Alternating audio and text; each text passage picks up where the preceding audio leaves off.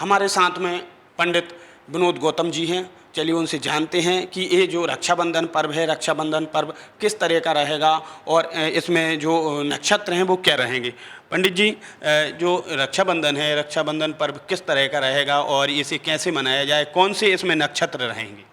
हाँ, देखिए बताएं, सबसे पहले तो हम रक्षाबंधन की सभी को शुभकामनाएं देते हैं।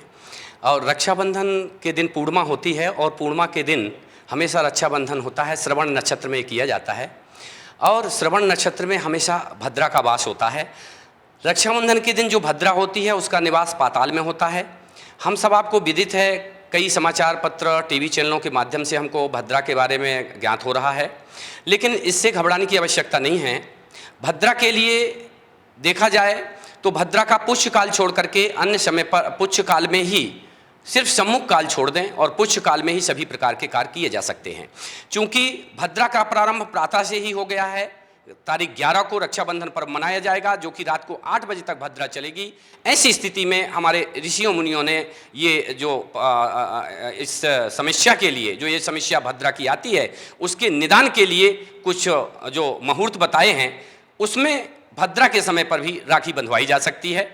जैसे जो प्रातः काल होता है, जिसे उषा काल कहते हैं, उस समय पर आप निश्चित तौर पर इतना शुभ मुहूर्त होता है कि उस समय पर राखी बांध सकते हैं। अभिजीत काल दोपहर के 12 बजे के समय होता है, उस समय पर आप निर्विघ्न रूप से राखी बांध सकती हैं अपने भाइयों की कलाइयों पर।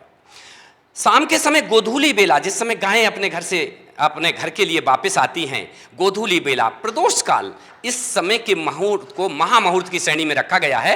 तो इस समय पर किसी भी प्रकार का कोई भद्रा का दोष नहीं होता है, क्योंकि ये महामुहूर्त बनाए हुए हैं। जब ये महामुहूर्त होते हैं उस समय पर किसी भी प्रकार का कोई अशुभताएं, भद्रादि दोष नहीं होते हैं।